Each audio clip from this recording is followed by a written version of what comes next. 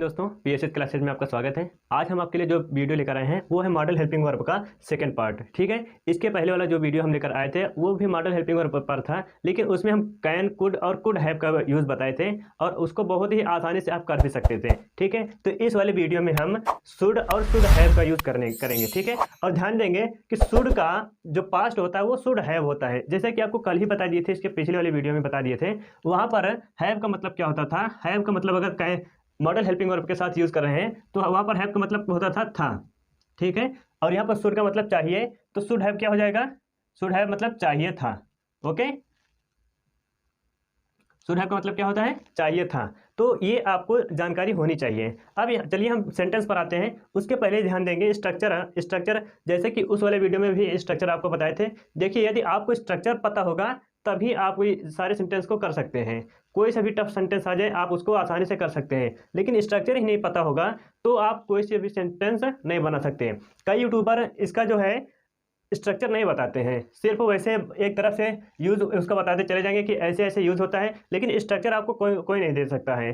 तो इसलिए हम स्ट्रक्चर सहित लेकर आए हैं और आप इसका लास्ट तक जरूर देखिएगा। ठीक है, तो ध्यान देंगे यहाँ पर affirmative affirmative and negative, interrogative negative. ठीक है, ये टोटल 4 स्ट्रक्चर आपको दिख रहे हैं, लेकिन इसमें 6 सेंटेंसेस बन सकते हैं आराम से। तो ध्यान देंगे यहाँ पर ये अफर्मेटिव होता है सकारात्मक वाक्य, और निगेटिव मतलब होता है नकारात्मक, इंट्रोगेटिव मतलब होता है प्रश्नवाचक। ठीक है, तो इंट्रोगेटिव में एक डबल इंट्रोगेटिव होता है, एक सिंगल इंट्रोगेटिव होता है। जिसका जवाब हम यस या नो में दे सकते हैं उसको हम सिंगल इंट्रोगेटिव कहते हैं, और जिस सेंटेंस का जवाब आप हाँ या ना में नहीं दे सकते हैं उसको हम डबल इंट्रोगेटिव कहते हैं। और डबल इंट्रोगेटिव की शुरुआत हमेशा WH फैमिली से होती है। सिंगल इंट्रोगेटिव की शुरुआत हमेशा हेल्पिंग वर्ब से होती है। जो भी उस सेंटेंस में यूज होने वाली हेल्पिंग वर्ब होगी वहाँ का हम हेल्पिंग वर्ब से उसका यूज करते हैं। ठीक है, उसके बाद इंट्रोगेटिव निगेटिव में भी 2 सेंटेंस बनेंगे।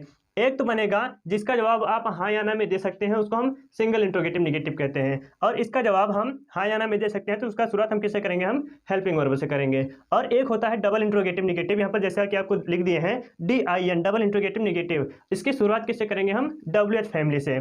उस सेंटेंस का जो भी WH होगा, मतलब जो भी क्वेश्चन वाला प्रश्न होगा, वाचक वाक्य होगा, उसी से हम इसका शुरुआत करेंगे। ठीक है, यहाँ पर एक सेंटेंस लिख दिए हैं हम ऑलरेडी, ताकि थोड़ा समय भी बचे और वीडियो भी थोड़ा लंबी ना हो सके। ठीक है, तो यहाँ पर अध्यापक को विज्ञान पढ़ाना चाहिए। अध्यापक को विज्ञान पढ़ाना चाहिए, तो पढ़ाने वाला कार्य कौन कर रहा है? किसको करना चाहिए? अध्यापक को। तो यहाँ पर हम लिखेंगे क्या? पहले सब्जेक्ट लिखेंगे, तो सब्जेक्ट हमारा क्या है? अध्यापक। तो यहाँ पर लिखेंगे टीचर, उसके बाद लिखेंगे शुड। ठीक है, शुड, टीचर शुड।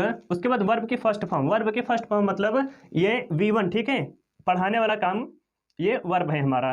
तो टीचर शुड टीच, क्या पढ़ाना चाहिए? विज्ञान। तो विज्ञान को हम साइंस कहते हैं। ठीक है, SCIENCE। तो teacher should teach science. Okay, इसका अगर हम निगेटिव बनाना चाहेंगे तो शुड के जस्ट बाद नॉट लगा देंगे, उसके बाद एज इट इज वैसे लिखते हुए चले जाएंगे। तो जैसे यहाँ पर हम लिखे हैं, तो टीचर, ये अफर्मेटिव हो गया। अब निगेटिव देखो, तो teacher should not teach science. ठीक है, तो teacher should not teach science. अध्यापक को अंग्रेजी नहीं पढ़ानी चाहिए। अब हम इसको इंट्रोगेटिव में बनाएंगे, तो क्या अध्यापक को अंग्रेजी पढ़ानी चाहिए? तो शुरुआत किससे करेंगे? इसका जवाब आप हाँ या ना में दे सकते हो। क्या अध्यापक को अंग्रेजी पढ़ानी चाहिए? आप कहोगे हाँ या फिर कहोगे नहीं। तो शुरुआत किससे करेंगे? WH से, हेल्पिंग वर्ब से। ठीक है, तो शुरुआत किससे करेंगे हम? Interrogative, should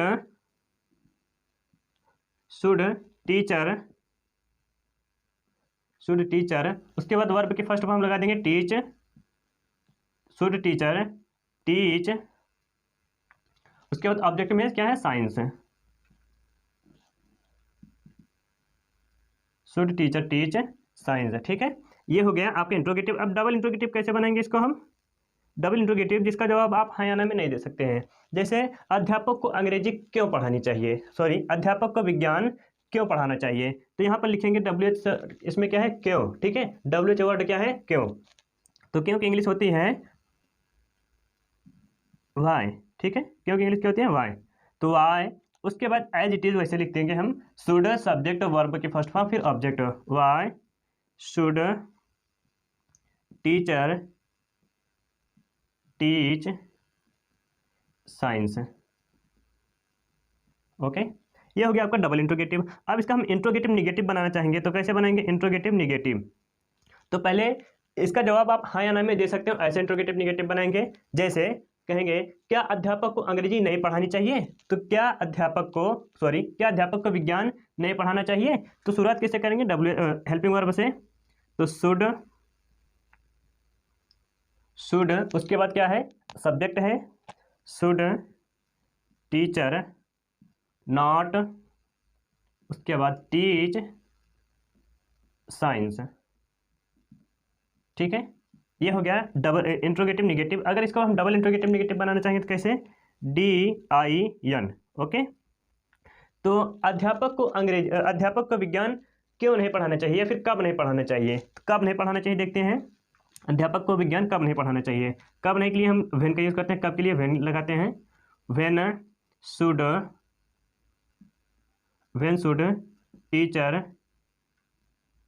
teacher not teach science. ठीक है, when should teacher not teach science. ये हो गया आपका एक सेंटेंस हम पकड़े, एक सेंटेंस से हम सभी सेंटेंस को बनाते हुए चले गए, अफर्मेटिव, निगेटिव, इंट्रोगेटिव और इंट्रोगेटिव निगेटिव। इसका हम डबल इंट्रोगेटिव बनाए और डबल इंट्रोगेटिव निगेटिव भी बनाए। तो आशा करते हैं ये आपको समझ में आ गया होगा। अब इसके बाद हम चलिए एक नेक्स्ट वाले पर चलते हैं, मतलब इसका एक और एग्जाम्पल लेते हैं, उसके माध्यम से हम आपको समझाएंगे। ठीक है, अब ध्यान देंगे, यहाँ पर हम मुझे घर जाना चाहिए एक सेंटेंस लिख दिए हैं। अब इसका हम एक एक करके बनाते चले जाएंगे, बिल्कुल स्ट्रक्चर पर रखते हुए। ठीक है, तो यहाँ पर सब्जेक्ट क्या, किसे घर जाना चाहिए, मुझे जाना चाहिए। तो मुझे की इंग्लिश क्या होगी, मी। वैसे मुझे की इंग्लिश क्या होती है, मी, लेकिन अगर सब्जेक्ट में है तो आई। ठीक है, तो आई, उसके बाद शुड लगाएंगे, आई शुड गो होम। ठीक है, आई शुड गो होम, ये हो गया। अब इसका हम निगेटिव बनाएंगे तो कैसे बनाएंगे, मुझे घर नहीं जाना चाहिए, हाँ, I should not go home, ये हो गया इसका निगेटिव। अब इसका इंट्रोगेटिव बनाएंगे तो क्या मुझे घर जाना चाहिए, तो should I go home, should I go home. Okay, अब इसका हम डबल इंट्रोगेटिव कैसे बनाएंगे, तो मुझे घर पर कैसे जाना चाहिए, तो कैसे जाना चाहिए, how should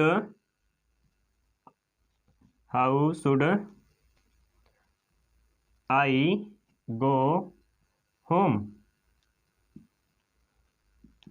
how should I go home. अब ये तो हो गया डबल इंट्रोगेटिव। अब इसका हम सिंगल इंट्रोगेटिव निगेटिव बनाएंगे, तो क्या मुझे घर पर नहीं जाना चाहिए, तो क्या मुझे घर पर नहीं जाना चाहिए। शुरुआत कैसे करेंगे हम, हेल्पिंग वर्ब से। ठीक है, तो should I not go home, ये हो गया। अब इसका हम डबल इंट्रोगेटिव निगेटिव कैसे बनाएंगे, तो मुझे घर पर किसके साथ जाना चाहिए, इसको बनाते हैं, किसके साथ जाना चाहिए। तो किसके साथ के लिए क्या होगा, विद होम। ठीक है, with home, WHOME, with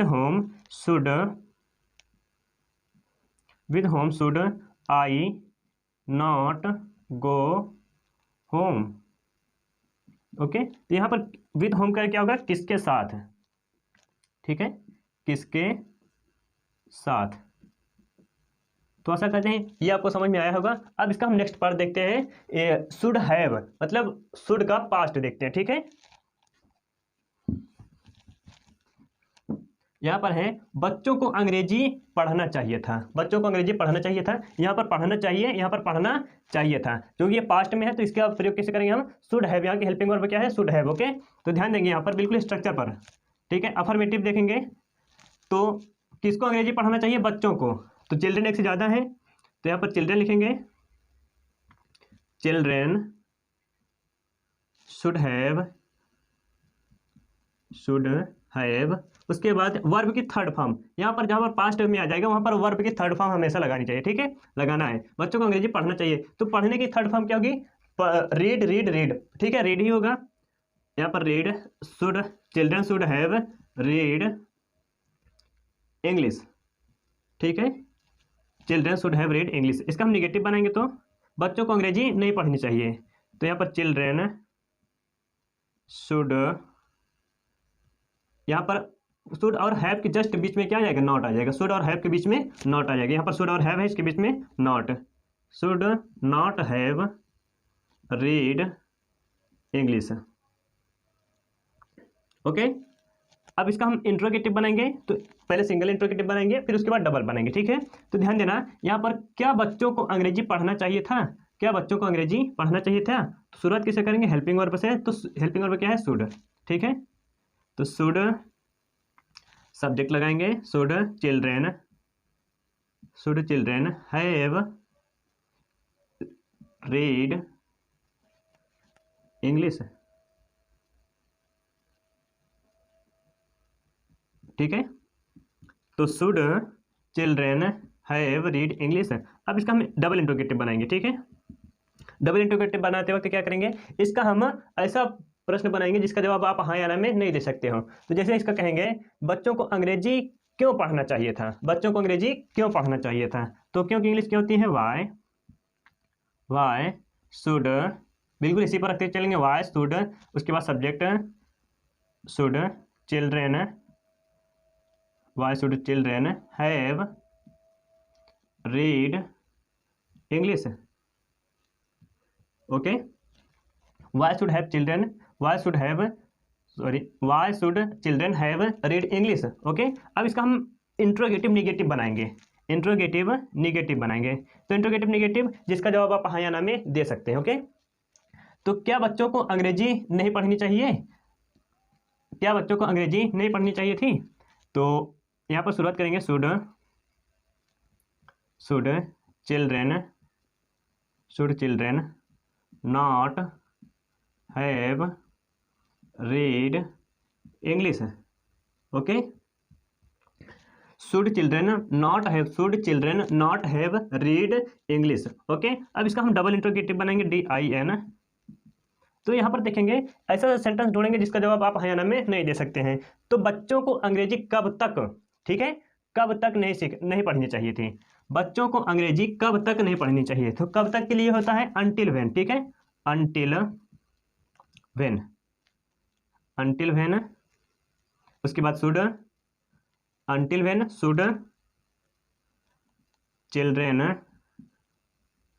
not have read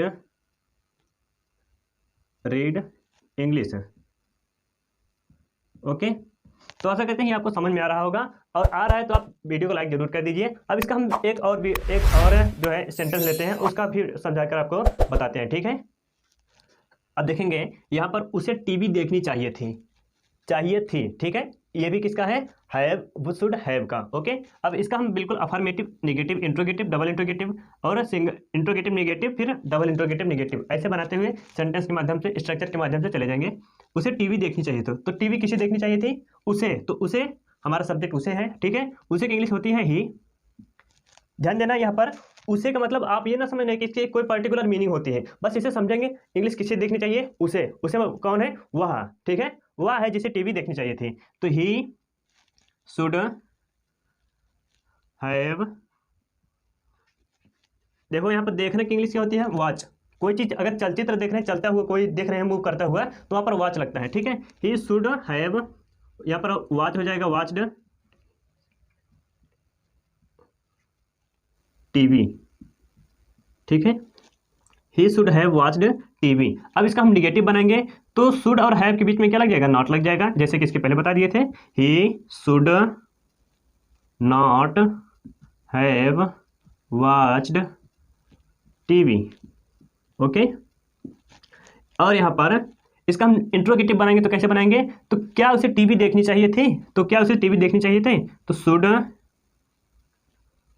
should यहाँ पर देखेंगे, शुड सब्जेक्ट लिखेंगे, should he have watched TV, should he have watched TV, क्या उसे टीवी देखनी चाहिए थी। अब इसका हम डबल इंट्रोगेटिव कैसे बनाएंगे, तो उसे टीवी कब तक या फिर कैसे देखनी चाहिए थी, ठीक है, उसे टीवी कैसे देखनी चाहिए थी, तो how should how should he have watched TV. Okay, उसे टीवी कैसे देखनी चाहिए थी। अब इसका हम इंट्रोगेटिव निगेटिव बनाएंगे। तो क्या उसे टीवी नहीं देखनी चाहिए थी, क्या उसे टीवी नहीं देखनी चाहिए थी। तो शुरुआत कैसे करेंगे हम हेल्पिंग वर्ब से। तो शुड सब्जेक्ट लिखेंगे, सब should he not have watched TV. Okay, watched TV. इसका हम डबल इंट्रोगेटिव बनाएंगे, डबल इंट्रोगेटिव निगेटिव में। तो उसे टीवी कब तक देखनी चाहिए थी, कब तक देखनी चाहिए। तो यहाँ पर या फिर दूसरा ला देते हैं, उसे टीवी क्यों नहीं देखनी चाहिए थी, क्यों नहीं देखनी चाहिए। ठीक है, तो why should he not have watched TV. Okay, watched TV. तो आशा करते हैं ये आपको पसंद आया होगा। अब हम आपके लिए यहाँ पर एक कम से कम 7 सेंटेंस देंगे और 7 सेंटेंस का वो मिक्स करके होगा। चाहिए और चाहिए था के सेंस में रहेगा। और आपको स्ट्रक्चर के माध्यम से उसे उसकी प्रैक्टिस करना है और डिस्क्रिप्शन बॉक्स में कमेंट बॉक्स में उसका आंसर लिखना है। ठीक है, तो चलिए इसको देखते हैं यहाँ पर। तो देखिए दोस्तों, आपके लिए ये हम 8 सेंटेंसेस दिए हैं और इन्हीं 8 सेंटेंस को आपको कमेंट बॉक्स में लिखना है और उसे कमेंट करना है। ठीक है, और इसको प्रयास करना है कि यहाँ पर हम एक एक सेंटेंस पॉजिटिव सेंटेंस लेंगे और उन्हें अफर्मेटिव सेंटेंस को या पॉजिटिव सेंटेंस को लेंगे और उसका हम लगातार प्रैक्टिस करते रहेंगे। अगर आप जितनी बार प्रैक्टिस करेंगे उतना ही आपका ये सॉल्व होता जाएगा और उतने ही आपके दिमाग मन मस्तिष्क में भी ये बैठता जाएगा। और उसके बाद हम आपको बता दे रहे हैं कि जैसे यहाँ पर आप एक अफर्मेटिव सेंटेंस का ले लिए, लेकिन उसके बगल में इसका स्ट्रक्चर लिखना मत भूलिएगा। इससे क्या होगा, अगर आप यही प्रक्रिया रिपीट करते रहेंगे तो ये आपको स्ट्रक्चर दोबारा देखने की ज़रूरत नहीं पड़ेगी। तो ये आप ध्यान में लगाकर इसको सारे स्ट्रक्चर को सॉल्व कीजिएगा और कमेंट में ज़रूर कीजिएगा। ठीक है, तो नमस्कार दोस्तों, हम मिलते हैं नेक्स्ट वीडियो में। तब तक के लिए जय हिंद, जय भारत।